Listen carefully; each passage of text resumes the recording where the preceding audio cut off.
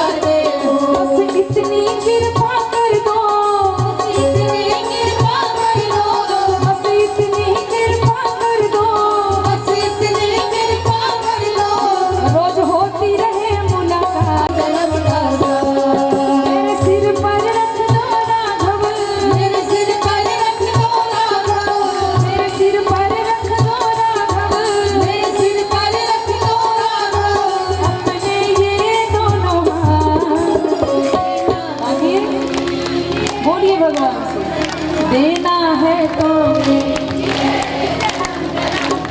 और पीछे वाले तो बोलना ही, आसपास में पुलिस को भी पकड़ कर ले जाएंगे। बोलिए सभी लोग, देना है तो देना, देना है तो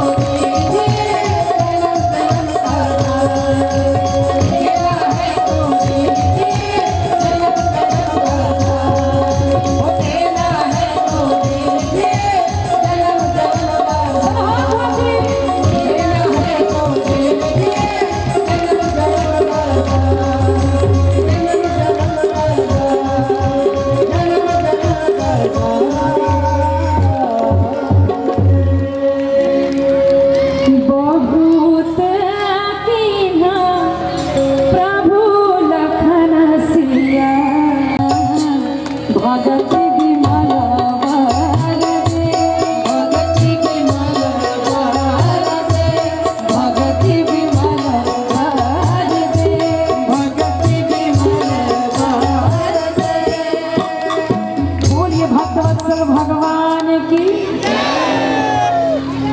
बहुत दीन प्रभु लखन सियर नहीं कर सके बटली, बार बार निवेदन किया कुछ तो ले लो केवट भैया, कुछ नहीं चाहिए प्रभु। फिर की बार हुई जो कुछ देगा,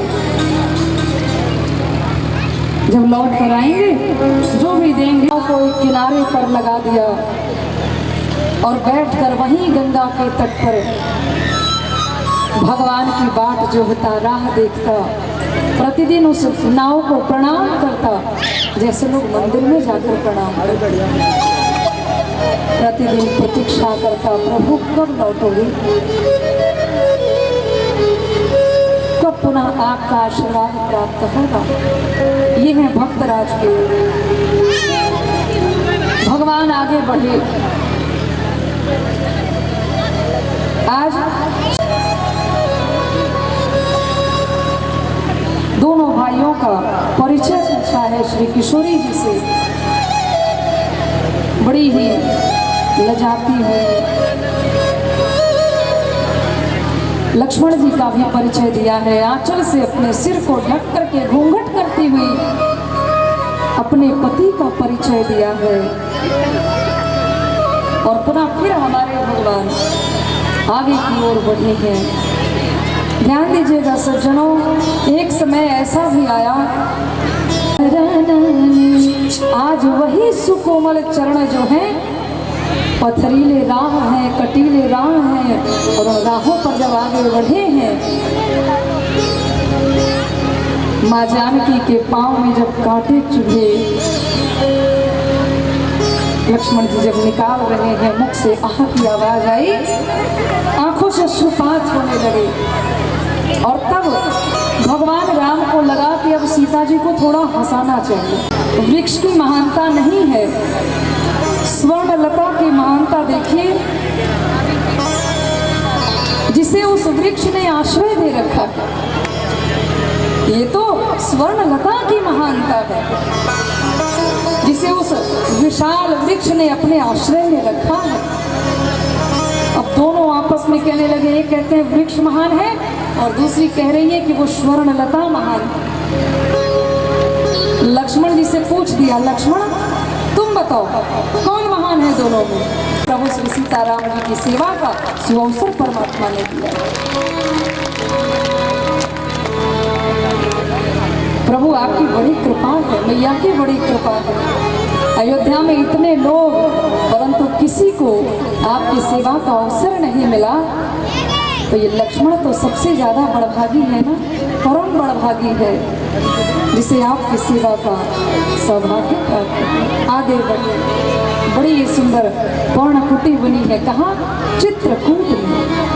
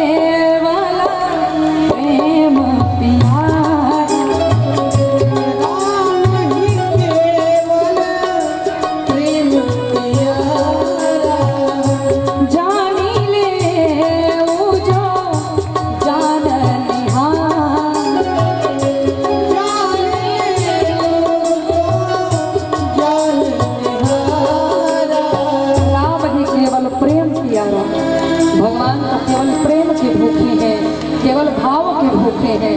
भाव वश, प्रेम वश भक्त जो कह दे वो सब स्वीकार करने वाले।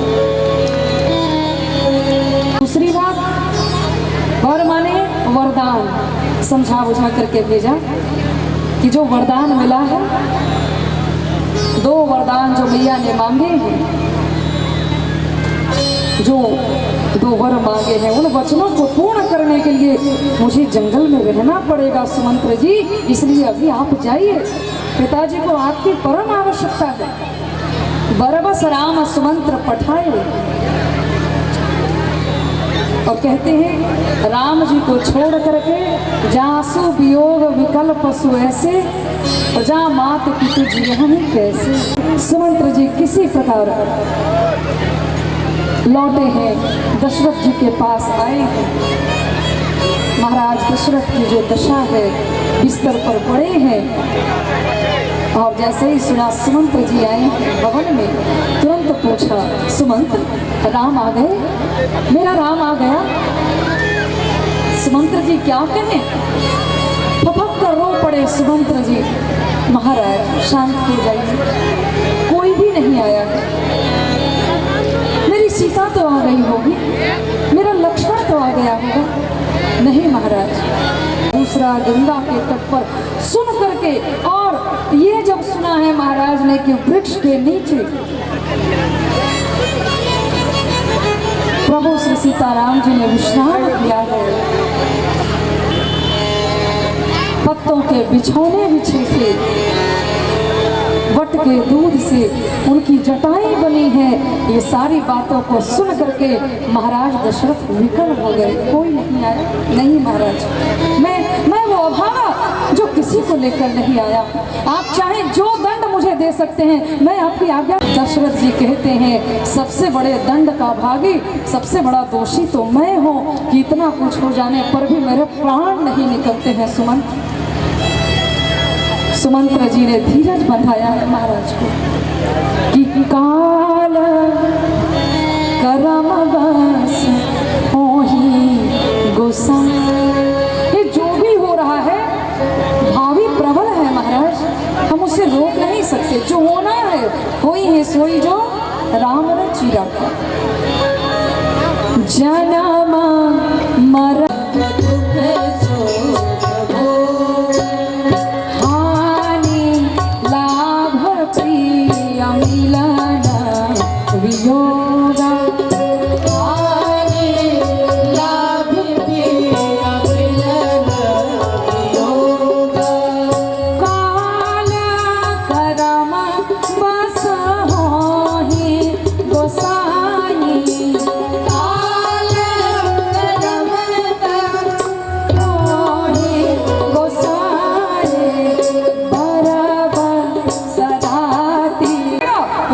वैसा ही यहाँ भोगना पड़ेगा। हम अपने कर्म के भोग से बच करके कहीं जा नहीं सकते। ये जो भी हमारे जीवन में सुख है, दुख है, ये सब काल के वश में। हानि लाभ जो भी हमें जीवन में मिल रहा है, मिलन वियोग, ये दिन और रातें, सब समयानुसार सब क्रियाएं घटती रहती हैं। अभी रात है तो जरूरी नहीं है कि ये रात्रि रहेगी ही, दिवस होगा, प्राण है। यही कारण है जैसे आप मछली को जब जल के बाहर करेंगे तो मछली तड़पते तड़पते 6 करवट लेती है, उलटती पलटती है, 6 करवट लेकर ही मछली अपने प्राणों को त्याग देती है। वैसे ही महाराज ने 6 करवट ही ली थी, बार बार राम राम कहा। सुमंत्र जी जब चले गए हैं तो तेज हवाएं चलने लगी, जहां महारानी कौशल्या, महारानी सुमित्रा, इन हवाओं को देखो, ऐसी तेज हवाएं पहले कभी नहीं चली। ये कुछ अशुभ संकेत कर रहे हैं। मुझे लग रहा है कि मेरे जाने का समय अब निकट आ गया है महारानी। सभी रानियां जोर से चित्कार करके रो उठी, सारे दास दासियां दौड़ पड़े। क्या कारण है? महारानी कौशल्या ने कहा, महाराज आप इस घर की नींव है, आप जड़ हैं, आप यदि इस प्रकार विचलित हो जाएंगे तो हम सबका क्या होगा, धैर्य रखिए। महाराज ने कहा अब धैर्य नहीं है, धैर्य तब तक था जब तक ये विश्वास था कि सुमंत्र के साथ मेरा राम लौट आएगा, मेरी सीता निकट आ गया है। महारानी, कोई महाराज के चरणों को पकड़ करके, कोई हाथों को पकड़ करके रो रहा है, महारानी विलाप कर रही है। और तब महारानी कौशल्या ने कहा, किस श्राप की बात कर रहे हैं आप? इतने दिन हो गए, कभी आपने चर्चा नहीं की। महाराज दशरथ ने कहा, इन पर्दों को देखो महारानी, इन पर्दे में मुझे श्रवण कुमार के पिताजी दिखाई पड़ रहे हैं, जो बार बार मुझसे ये कह रहे हैं कि दशरथ, जिस प्रकार पुत्र वियोग में तड़प तड़प कर मैं मर रहा हूँ, उसी प्रकार पुत्र वियोग में तड़प तड़प कर तुम मर रहे हो। और तब बड़े ध्यान से सुनिएगा सज्जनों, ये श्रवण कुमार की कथा है जो महाराज दशरथ ने महारानी कौशल्या को आश्रवण कराया। महारानी, एक वैश्य कुमार है, श्रवण कुमार था। श्रवण कुमार का नाम श्रवण क्यों पड़ा है? ध्यान दीजिएगा सज्जनों, आज भी आदर्श पुत्र का नाम कहीं यदि लिया जाता है कि आदर्श पुत्र के रूप में कौन जाने गए, तो मेरे राघव भी पीछे छूट जाते हैं और श्रवण कुमार को आगे कर दिया जाता है। आदर्श पुत्र के जी के पास गए और जाकर के कहा कि महात्मा जी, गृहस्थ आश्रम में रहकर भी यदि पुत्र की प्राप्ति ना हो, संतान की प्राप्ति ना हो, तो वह गृहस्थ आश्रम बेकार हो जाता है। मेरी प्रार्थना है कोई ऐसा उपाय कर दीजिए, कोई तो विधि बता दीजिए जिससे मुझे पुत्र की प्राप्ति हो जाए। महात्माओं ने बड़े ही करुण स्वर में कहा, दोनों दंपतियों से कहा कि देखो, तुम दोनों के भाग्य में संतान का सुख नहीं लिखा है, पुत्र का सुख नहीं लिखा है, परंतु फिर भी दो उपाय कीजिए महात्मा जी जिससे मुझे पुत्र की प्राप्ति हो, और नहीं तो हमारा मर जाना ही अच्छा है। गृहस्थ आश्रम में रह करके यदि पुत्र की प्राप्ति ना हो तो फिर तो मर जाने में ही भलाई है। महात्मा जी ने कहा, देखो, पुत्र देखने का सुख नहीं है तुम्हारे जीवन में। यदि पुत्र होगा भी तो भी तुम उसे देख नहीं सकोगे, तुम्हारे भाग्य में ही लिखा है यदि पुत्र हुआ तो देखने का सौभाग्य नहीं मिलेगा, पुत्र के जन्म लेते ही तुम दोनों अंधे हो जाओगे। बताओ क्या ये स्वीकार है? यदि तुम इसे स्वीकार करते हो, आश्रम में रहने का सुख तो मिलेगा, पुत्र की आवाज तो सुनेंगे। और वो समय आया जब श्रवण कुमार की मैया ने एक पुत्र को जन्म दिया, लेकिन जैसे ही वो पुत्र इस दुनिया में आता है, माता पिता दोनों अंधे हो गए। कहे अनुसार देख नहीं पाए कि हमारा पुत्र कैसा है, मर गए। अब जैसे ही देखा, आंखों की ज्योति मर गई, चली गई आंखों की ज्योति, समाप्त हो गई। अगर नहीं केवल सुन करके जाना था कि हमारा पुत्र हो गया, तो कानों को श्रवण कहा जाता है, नाम पड़ गया श्रवण। उस महिला ने कहा कि देखो कितना बड़भागी है जिसने अपने माता पिता को पुत्र प्राप्ति का सुख प्रदान किया है। तो वही एक बुढ़िया माई बैठी थी जिसने बड़े कठोर वचन कह दिए, अरे काहे का बड़भागी, ये तो इतना अभागा है, इसके दुनिया में आते ही माता पिता दोनों अंधे हो गए। और जो माता पिता दोनों को अंधा कर दे तो क्या बड़भागी हो सकता है? इतना सुनते ही श्रवण कुमार की आंखों में अश्रु आ गए। वहीं पर जल का है तूने, अरे ये परमात्मा है, तरह तरह के खेल दिखाता रहता है। हमारे नेत्रों की ज्योति अचानक चली गई, अब उसमें कुछ अच्छा ही रहा होगा। श्रवण कुमार ने कहा, नहीं मैया। मैया के हाथों को पकड़ा, अपने सिर पर रखा और कहा, श्रवण की सौगंध खा करके बता, तुझे तेरे बेटे की सौगंध है, तू सच सच बता कि तुम दोनों अंधे कैसे हो गए। तो श्रवण कुमार की मैया ने कहा, यदि तुम पूछ ही रहे हो तो सुन लो, पुत्र वापस लाने के लिए चाहे जो उपाय करना पड़ेगा ये श्रवण करेगा। सिद्ध सिद्ध महात्माओं के पास जाकर के जब पूछा तो महात्माओं ने बताया कि तुम्हारे माता पिता के नेत्रों की ज्योति वापस आ सकती है, उसका एक ही उपाय है, दुनिया की जितनी पवित्र नदियां हैं उन सारी नदियों का जो पवित्र जल है, उन जल का स्पर्श यदि माता पिता की आंखों से करा दो तो नेत्रों की ज्योति वापस आ सकती है। और यही वो श्रवण कुमार हैं। आप सबने देखा होगा तस्वीर में, कांवड़ में लेकर के अपने माता पिता, जितनी नदियां थी सबके जल का स्पर्श करवा दिया था, केवल सरयू नदी का जल बाकी रह गया था, केवल सरयू नदी का। महाराज बता रहे हैं कि उस समय मुझे शिकार खेलने का बड़ा शौक था महारानी। मैं निषादों के साथ गया शिकार खेलने, सरयू के तट पर इस किनारे मैं था और उस किनारे पर वही वैश्य कुमार श्रवण कुमार। बड़ी प्रसन्नता पूर्वक पिताजी को प्यास लगी तो एक वृक्ष के नीचे कांवड़ को रखा और एक पात्र लेकर के वो श्रवण कुमार चल। वो शब्द भेदी बाण।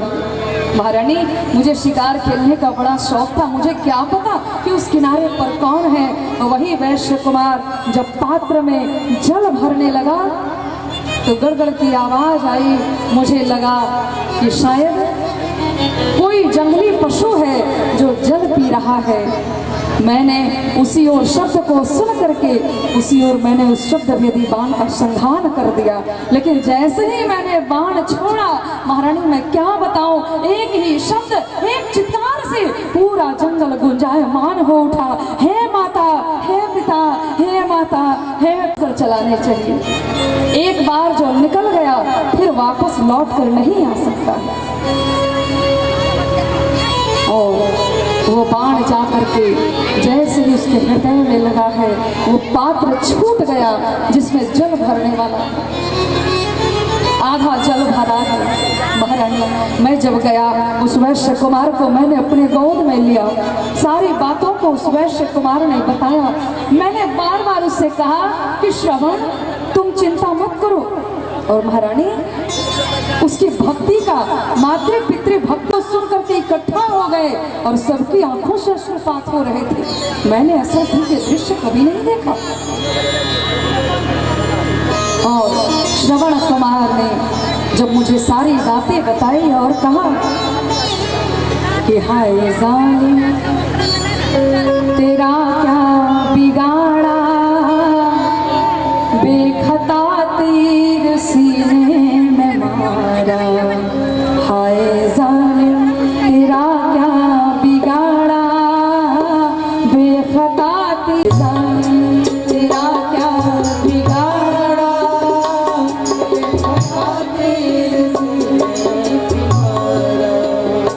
अंधे माता पिता वो हमारे, राह तकते ही होंगे बेचारे। अंधे माता पिता वो हमारे, राह तकते होंगे बेचारे। कैसी जल लेके उनको पिलाओ, कैसे जल लेके उनको पिलाओ। प्यास भी तुम्हारी की मैं बुझाऊं, प्यास भी तुम्हारी मैं बुझाऊं। जाते जाते भी अपने पुत्र का धर्म नहीं निभा सका दशरथ महाराज। मुझसे कौन सा अपराध हो गया था? अरे अंतिम बार तो जल पिलाने का सौभाग्य मुझे दे दिया होता। मैंने कौन सा ऐसा कुकर्म कर दिया जिसके कारण आज जाते जाते भी अपने माता पिता के प्यास को नहीं बुझा सकता। मेरे माता पिता जो रहे होंगे, जाते जाते भी उनके नेत्रों की ज्योति मैं वापस नहीं ला सका। मेरे माता पिता का क्या होगा? अरे किसी प्रकार मैं उन्हें सहारा देता था। मेरे सिवाय श्रवण कुमार की मैया है, वो व्याकुल है। किस चीज से व्याकुल है? पुत्र पर जब कोई संकट आने वाला होता है तो माँ को पहले ही आभास हो जाता है, पहले ही तरह तरह के अपशगुन होने लगते हैं। मैया जान जाती हैं कि मेरा बेटा अवश्य किसी संकट में है। श्रवण कुमार की मैया का चित्त शांत नहीं है, बार बार वो उनके पिताजी से कह रही है, मुझे लगता है कि मेरे बेटे पर किसी हिंसक जीव ने हमला कर दिया। मेरा बेटा ठीक नहीं है, उसके प्राण संकट में है। अरे प्यास लगी थी, थोड़ी देर बर्दाश्त। मुझे लगता है मेरा बेटा ठीक नहीं है, उसके प्राण संकट में है, अभी मुझे उसके पास होना चाहिए था। दशरथ जैसे ही सुनते हैं, महाराज दशरथ सुन करके आज व्याकुल हो गए, हाथ कांप रहे हैं, किस प्रकार इन्हें कहूं कि जल पी लीजिए। और तभी जब आगे बढ़ने की आहट सुनाई पड़ी तो श्रवण कुमार की मैया ने व्याकुल होकर के कहा कि मेरे बेटे श्रवण, तुम आ गए श्रवण, हम कब से तुम्हारी राह देख रहे थे। बेटा तू एक बार हमें माँ कह करके पुकार दे। मेरे कान आवाज नहीं आई तो श्रवण कुमार की मैया ने कहा कि हम ये जल तभी ग्रहण करेंगे जब तू हमें माँ कह करके पुकारेगा। मेरे बेटे वाते के साथ अपने माता पिता को पुकारते थे, तुम कौन हो? तुम मेरे श्रवण नहीं हो सकते, तुम कौन हो बताओ? इतना सुनते ही महाराज दशरथ के हाथ से वो पात्र छूट गया।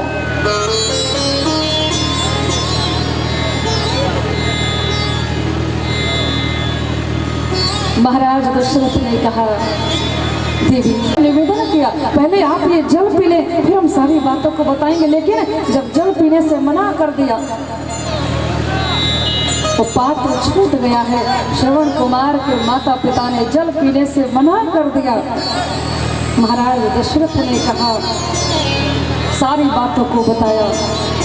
मैं वो अभागा दशरथ जिसके कारण आपका पुत्र इस दुनिया में नहीं रहा, मेरे अपराध क्षमा करने योग्य तो नहीं है, फिर भी आप मुझे जो आज्ञा देंगे, जो दंड देंगे, वो मुझे स्वीकार होगा। आप कहिए, आप मुझे दंड दीजिए, मैं दंड का भागी हूँ।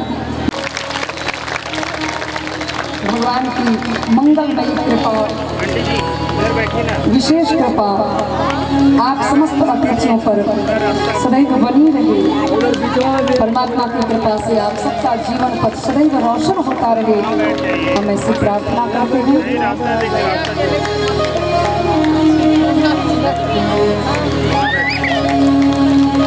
और मैं अपने शब्दों के माध्यम से आप सभी अतिथियों का स्वागत कर रही हूँ। मेरे पास बस यही है और कुछ है नहीं। जो बहुत पहले हमारी कथा गया जी के चंद्रशेखर जनता कॉलेज परिसर में भागवत जी की कथा हुई थी और उसी समय से जुड़े हैं और अभी तक जुड़े हैं। इनका अपार सुख अभी तक मिल रहा है और हम ऐसी अपेक्षा करेंगे कि आगे भी आप ऐसे ही अपना प्रेम, अपना आशीर्वाद मुझ पर बनाए रखें। और आइए सभी अतिथियों के स्वागत और सम्मान के पश्चात हम सभी लोग चलेंगे आगे की कथा की। हम निवेदन करेंगे, प्रार्थना करेंगे।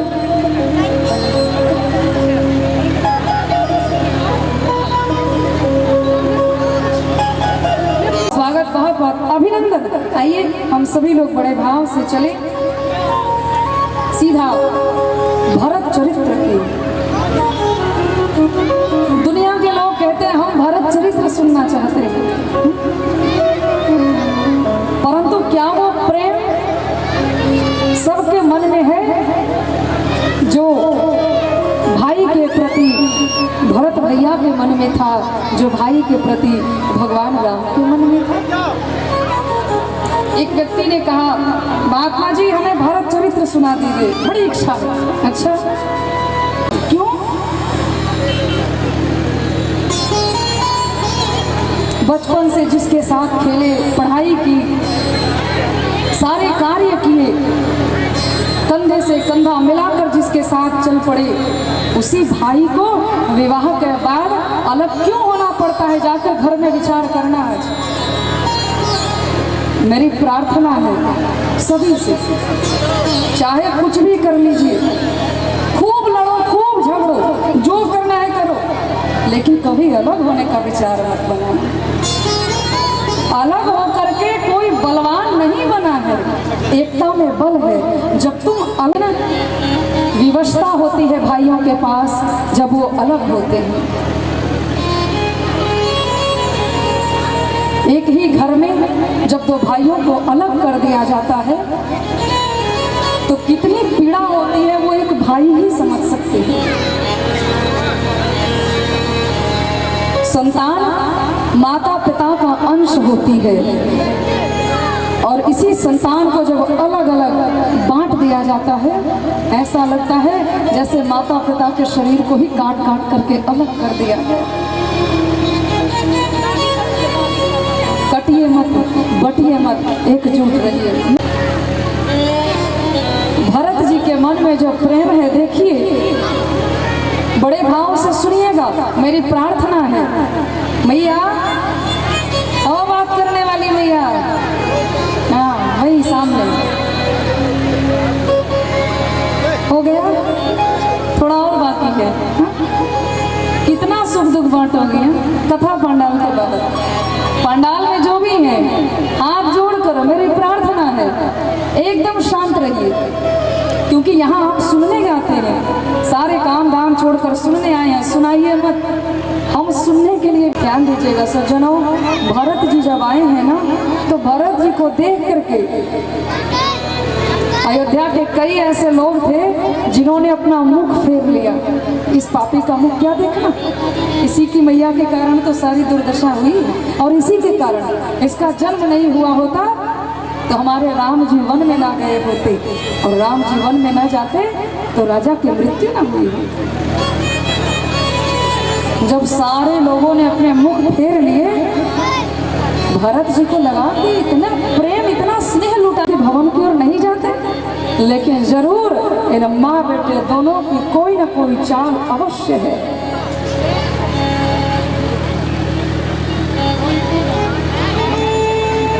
और तब क्या किए हमारे भरत जी, अपनी नजरों को नीचे झुकाए चले जा रहे हैं। मुझसे कोई अपराध तो नहीं हो गया। केवल कैकेयी अम्मा जो है वो आज मुस्कुरा रही है भरत जी के आने पर। मंथरा परेशान हो गई, महारानी अरे बेटे भरत आ गए, भरत आ गया। हाथ में आरती की थाल लेकर के भरत जी की प्रतीक्षा कर रही थी। भरत जी जैसे ही आए हैं, मैया आरती की थाल लेकर के खड़ी है। भरत जी को खड़ा किया और आरती करने लगी।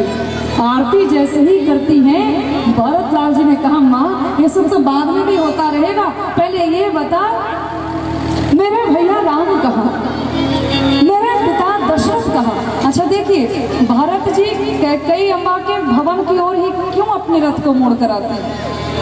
सबसे पहले कैकेयी अम्बा के भवन में ही प्रवेश क्यों किया? क्योंकि उन्हें पता है कि जिस समय बात में सकल सवारी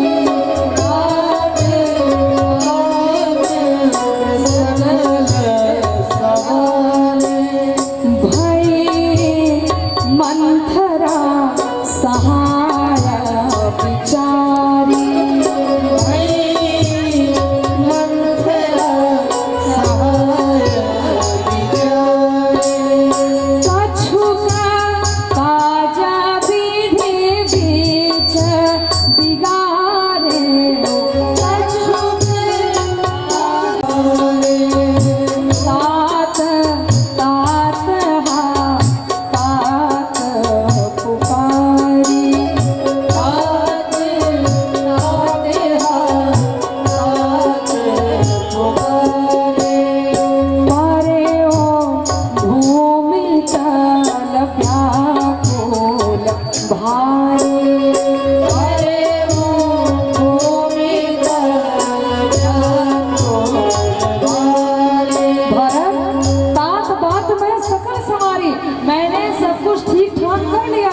और उसमें किसी ने सहयोग नहीं किया। ये जो मंथरा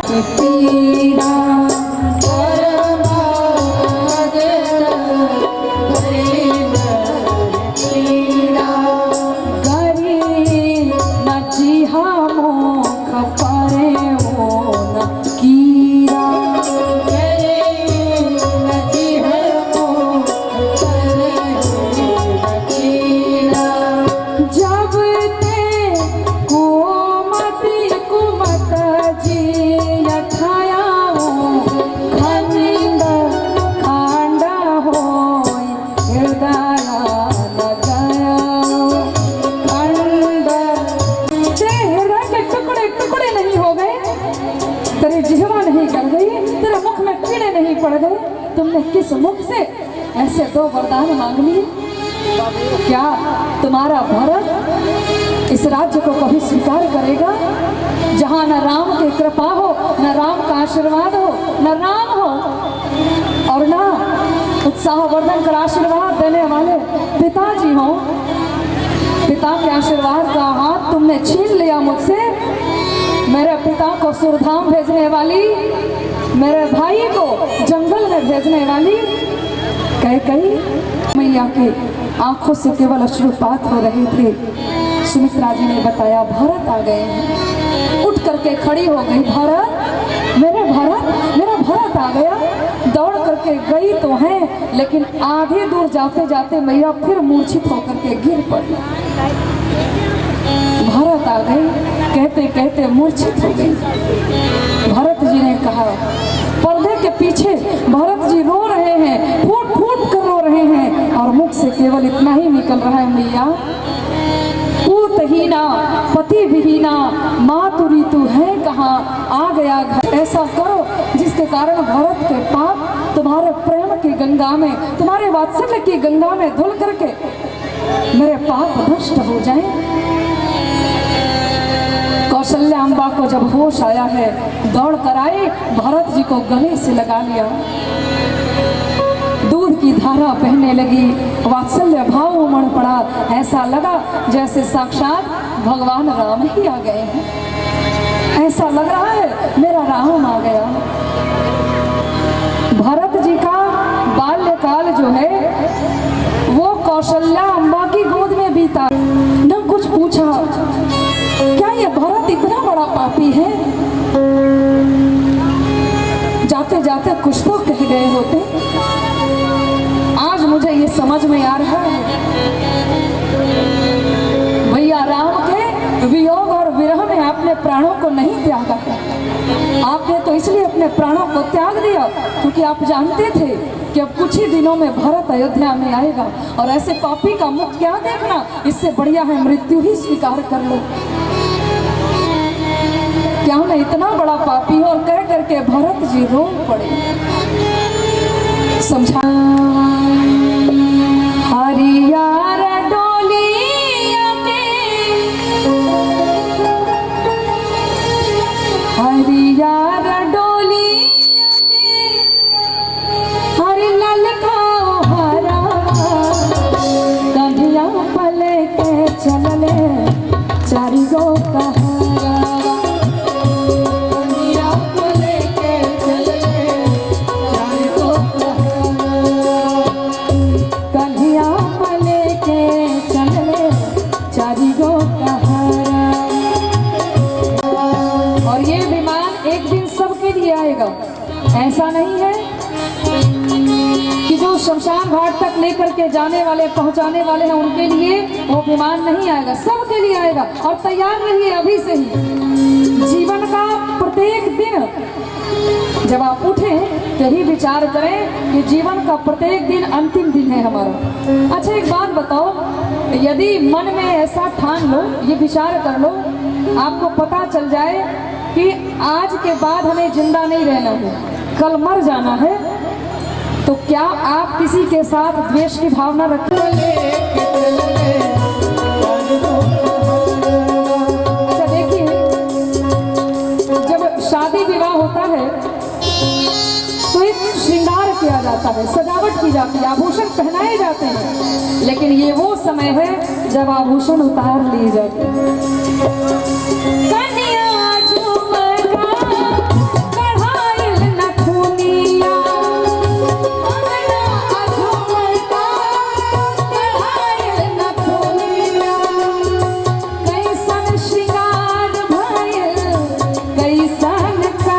भेजते रहना, फोन करते रहना, कोई कहता है क्या? केहू कहे ना भेजी हसाम चरा, केहू कहे ना भेजी हसाम चरा, कन्हैया पले चलले चारि गो कहारा, कन्हैया पले चलले चारि गो कहारा। और ध्यान दीजिएगा सज्जनों, जीव के जन्म का जो समय होता है वो निर्धारित होता है पहले से। 9वां महीना लगेगा, बच्चे का जन्म हो जाएगा, निर्धारित है, हम आप सब जान रहे हैं। लेकिन मृत्यु की कोई तिथि निर्धारित नहीं होती। कब मृत्यु आएगी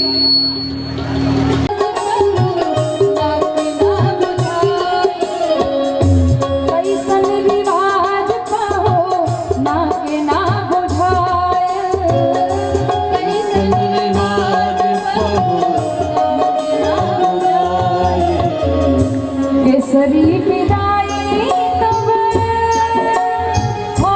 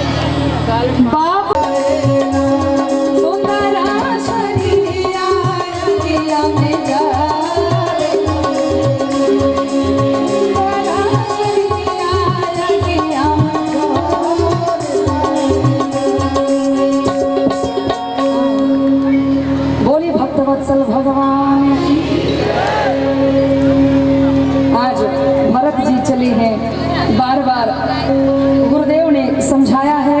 जब जब भरत जी थोड़े व्याकुल हो जाते हैं, भाव विह्वल हो जाते हैं, तो गुरुदेव समझाते हैं, भरत आने वाली होनी चाहिए, सोच करने योग्य मृत्यु नहीं होनी चाहिए।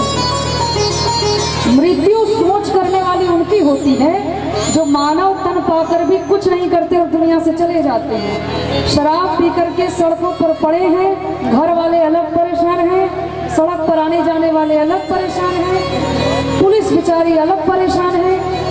ऐसे लोगों की मृत्यु सोच करने योग्य है। मानव तन पाकर भी नशा का सेवन करके सिगरेट फूंक रहे हैं, अपनी जिंदगी को, अपनी जवानी को बर्बाद कर रहे हैं। ऐसे लोग मरे। सभी लोग बोलिएगा मत, पीते समय तो बड़ा मुख खोल, और अभी मुख खुल ही नहीं रहा है। पीने के बाद जो ज्ञान उमड़ता है उसकी चर्चा ना की जाए तो बढ़िया। उठाइए दोनों हाथ, संकल्प कीजिए। हम सभी लोग, बोलिए, आवाज नहीं आ रही है, बोलिए, हम सभी लोग आज की राम कथा से संकल्प लेकर जाते हैं। हम सभी लोग कभी भी ऐसे पेय पदार्थ, नशा का सेवन नहीं करेंगे जो हमारे परिवार, हमारी पत्नी, हमारी माँ, हमारे पिता सबकी प्रतिष्ठा का हनन कर दे। हम सभी लोग आज ही संकल्प लेते हैं कि हम सभी लोग अपने जीवन में कभी भी शराब का सेवन, बोलिए, शराब का सेवन, आवाज नहीं आ रही है, शराब का सेवन नहीं करेंगे। बोलिए, नहीं करेंगे। सब बोल रहे हैं, पता है ना। वाइन, अच्छा, वाइन के स्पेलिंग क्या? इधर वालों ने कुछ नहीं बोला, लेकिन उधर वाले सब एक एक करके वाइन। संकल्प जब लेना था तब तो इतनी जोर की आवाज नहीं आई। वाइन, वाइन की स्पेलिंग क्या होती है जानते हैं? हाँ, बता दीजिए। हाँ, क्या बात, एक बार जोरदार तालियां बजा दो। ये सबके ज्ञान, WINE, लेकिन इसका पूरा अर्थ जानिए। W फॉर विजडम, आपका ज्ञान, I फॉर आपकी इनकम। पहले कौन इतना सत्कार करता था? हम भी तो एक साधारण ही थे प्रभु, लेकिन ये तुम्हारे नाम की कृपा है कि आज सब कुछ बड़ी आसानी से मिल जाता है। किसकी कृपा है? राम की कृपा है। जब भगवान राम की कृपा इतनी बड़ी हो सकती है, मेरी प्रार्थना है कि आप उस प्याले को छोड़ करके राम नाम का जितना हो सके सेवन कीजिए, क्योंकि कहा गया है, जाम पर जाम पियो पीने वालों, रात को होगी सुबह उतर जाएगी, एक ही प्याला पीले हरि हार के। उन देवियों से पूछो जिनके पति शराब पीते होंगे, जिनका बेटा शराब पीता होगा, उनके हृदय पर क्या गुजरती है। चैन से 2 रोटी भी नहीं खा सकती बनाने के बावजूद भी। बताओ भैया, सही है या गलत है? सही है। आप चाहती हैं कि कोई शराब पिए इस गांव में? नहीं चाहती है, कोई नहीं चाहती। और इनकी चाहत को पूरी करना आपका परम कर्तव्य है, क्योंकि आपने बड़े प्रेम से विवाह करके इन सबको लाया है ना? तो प्रार्थना है इनकी चाहत को पूरी करें, अपने बच्चों के भविष्य को आप पूरा करें। मधुर मधुर नाम,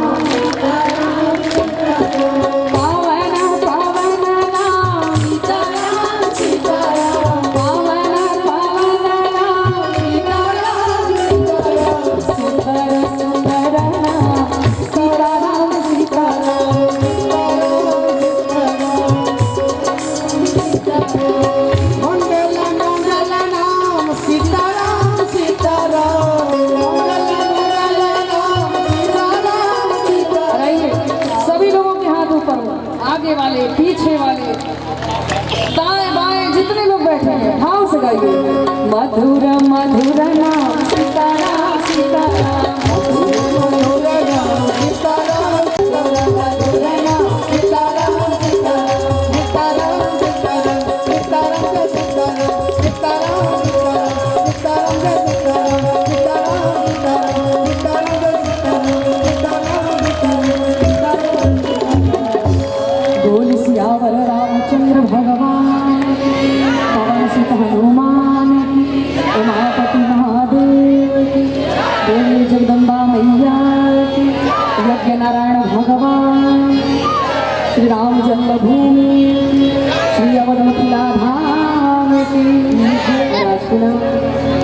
सभी की पावन तपस्या को व्यासपीठ से एक बार मैं प्रणाम करते हुए तेरी आरती गाओ प्यारे आपको मनाओ प्यारे आपको रिझाओ प्यारे आपको मनाओ।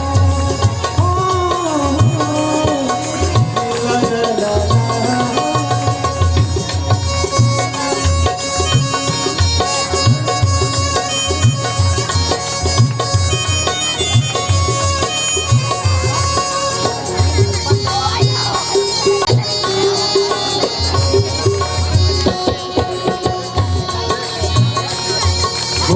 कनक सिंहासन राजत जोरी दशरथ नंदन जनक की गोरी। ला ला ला ला। कनक सिंहासन राजत जोरी दशरथ नंदन जनक की गोरी। कनक सिंहासन राजत जोरी दशरथ नंदन जनक की जोरी। यह छवि अपने मन में बसाओ हे राजा राम तेरी आरती गाओ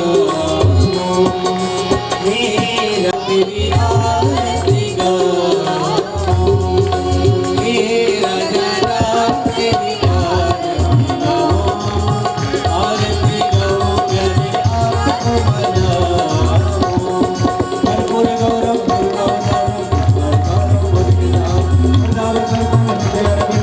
ओम भवानी तेरे नमामि तमेव माता जनिता तमेव तमेव वर्तो तमेव तमेव तमेव कीर्त्या तमेव तमेव तमेव